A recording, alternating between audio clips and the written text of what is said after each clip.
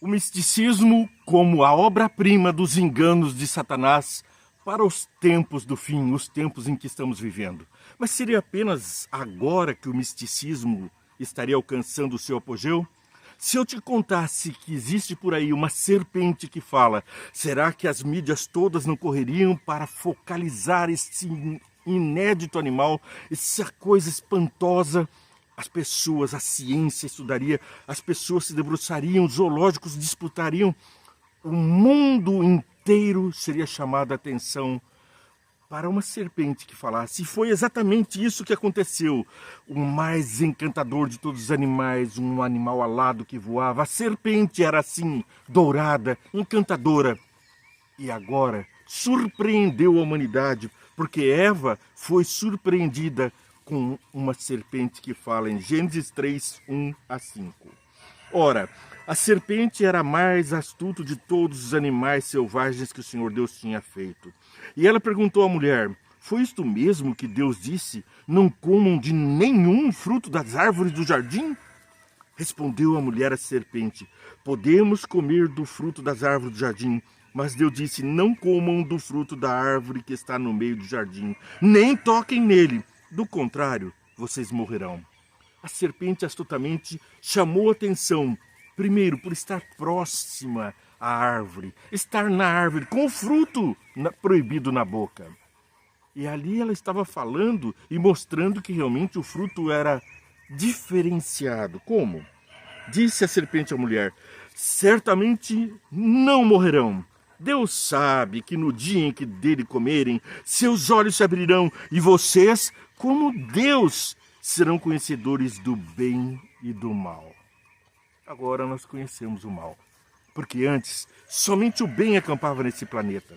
Mas agora nós abrimos os olhos e assim a primeira coisa que vimos, estamos destituídos da glória de Deus. Agora o homem começa a sentir a tragédia do pecado.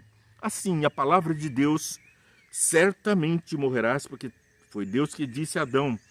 Ali ele fez as árvores do campo, determinou que todas as plantas, todo fruto que der semente dele comerás.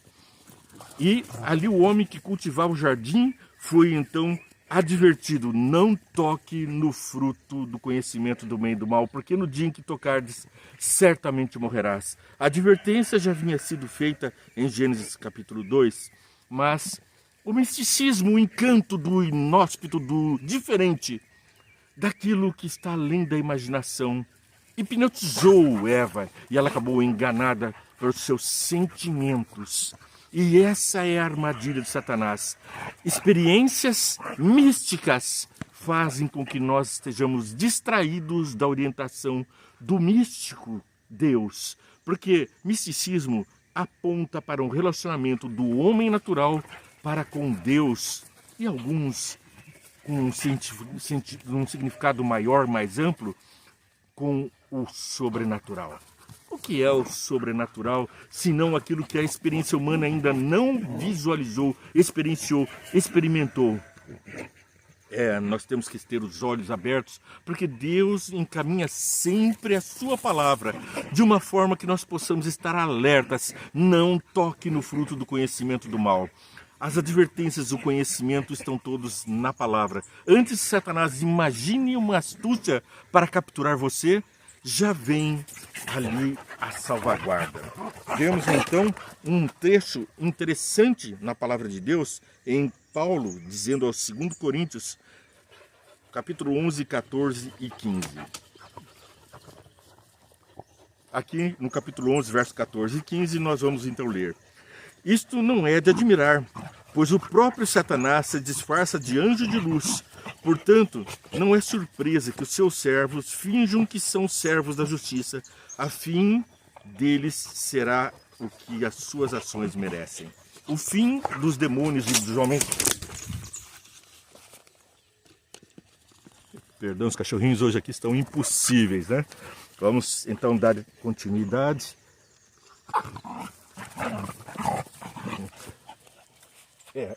A festa dos cachorrinhos tá realmente difícil aqui a situação, viu, gente? Mas não se impressionem não, vamos adiante no nosso estudo, porque isso faz parte da estratégia, né? A distração. A distração faz com que homens, pessoas e seres acabem se distraindo daquilo que é a verdadeira mensagem. Mas Paulo diz que é para a gente não se espantar com isso, porque Deus mandou Paulo nos advertir que não nos espantemos com as coisas diferentes que surgiriam. E o próprio Cristo disse em Mateus que surgiriam sinais e prodígios feitos também por demônios no tempo do fim. E todos nós escapulimos dessa tentação, desse afã do desentendimento, do misticismo, quando estamos presos à fonte da vida, à palavra de Deus, aquilo que nos torna firmes e fortes e verdadeiros conforme aquilo que Deus nos orienta. É o que diz Ellen White no livro Grande Conflito, página 434. Aqueles que expulsam demônios em nome de Cristo, vamos ver daqui a pouquinho. A teoria que diz que não importa o que as pessoas creiam, é um dos enganos mais bem-sucedidos de Satanás. Ele sabe que a verdade recebida por amor santifica a alma de quem a recebe. Portanto, está constantemente procurando substituí-la por falsas teorias e fábulas ou por outro evangelho. Então não se surpreenda se Deus já nos avisou que Satanás tenta substituir o evangelho por outras doutrinas, outras falas, outras experiências místicas. Bom, a Ellen White não foi a única. Mateus capítulo 7, 21 a 27, nós vemos o próprio Jesus que nos traz essas grandes advertências. 7, 21 a 27. Nem todo aquele que me diz Senhor, Senhor, entrará no reino dos céus, mas apenas aqueles que fazem a vontade do meu Pai que está nos céus. Muitos me dirão naquele dia, Senhor, Senhor, não profetizamos em teu nome não expulsamos demônios e não realizamos muitos milagres? Então eu lhe direi abertamente, claramente, nunca os conheci, afastem-se de mim, vós que praticais o mal, a injustiça, a perversão da verdade, aqueles que adulteram com o vinho da Babilônia, a prostituição das palavras de Deus, a proscrição dos mandamentos por homens que se dizem ser representantes de Deus. Então o alerta foi dado e é bem claro. E em Gálatas capítulo 1, verso 8, nós terminamos o programa dizendo, mas ainda que um anjo dos céus pregue um evangelho diferente daquele que lhes pregamos, que seja amaldiçoado. Noutra palavra, noutro lugar, anátema, desconhecido, ignorado, tolice, coisa que não se deve levar a sério. É isso que os sentimentos humanos nos traduzem. Muitas vezes seguimos as nossas intuições, sensações, experimentamos sensações místicas e diferentes daquilo que a racionalidade aponta. E passamos a acreditar firmemente nos enganos de Satanás.